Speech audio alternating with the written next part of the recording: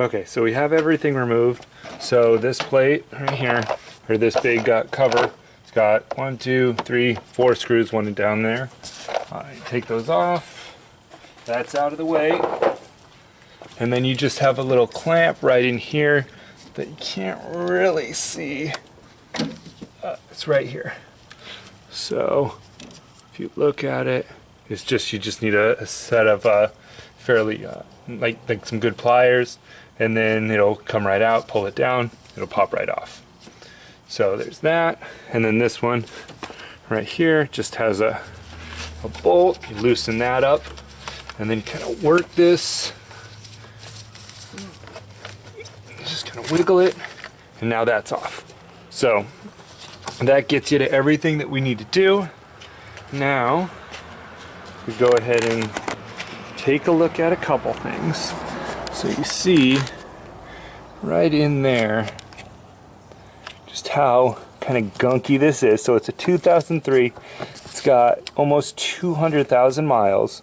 So it's definitely overdue. So we'll make sure that when we do put this in, well, we'll start with the vacuum line. So let's not get ahead of ourselves, and we'll go ahead and start this up. Once we start it up, we'll go ahead and start adding it into the vacuum line.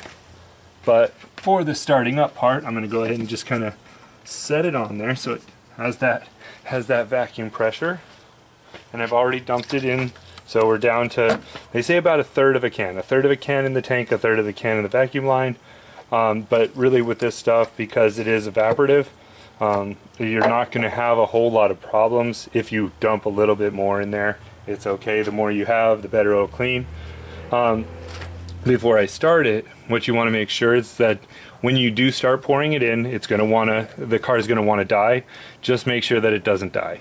You know, there's not, you want to kind of let it, put as much as you can in without allowing the car to die. If you do, then just give it a little bit of time, start it back up, and then you'll be fine. Put everything back, but just don't let it die. You can pour in a little less.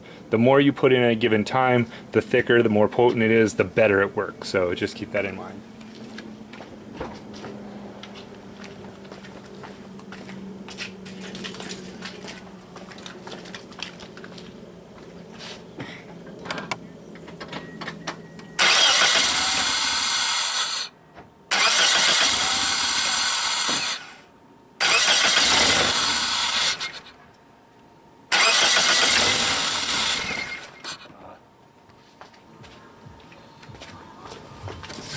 Oops.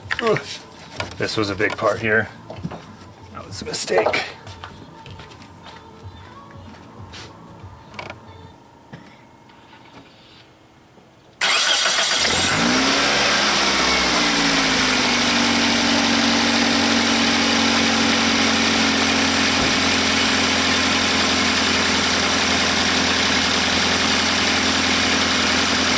Okay. So, the reason it didn't start is because this was off. The mass flow sensor tells your O2 sensor, or kind of determines how much, or what the air-fuel ratio needs to be.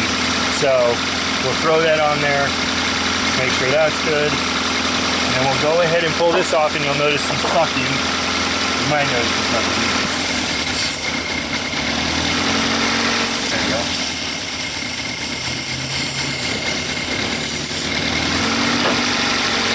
So we can just hear it. It wants to die, but it's not. So we're going to kind of do this quickly. Try to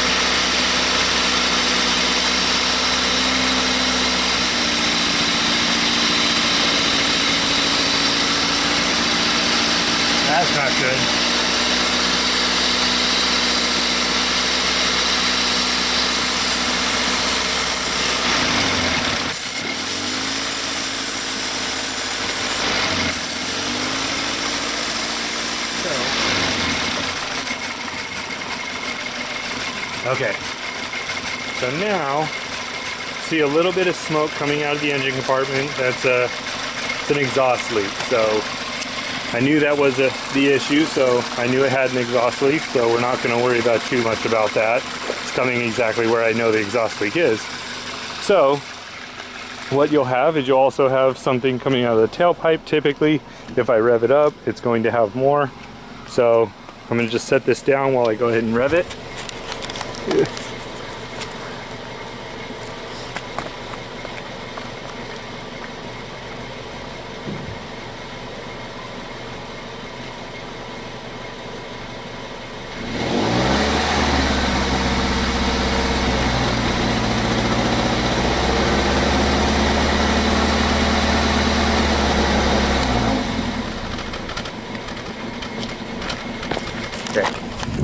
We have it in. Now I know that it's gone all the way through the system, so I'm going to go ahead and shut it off.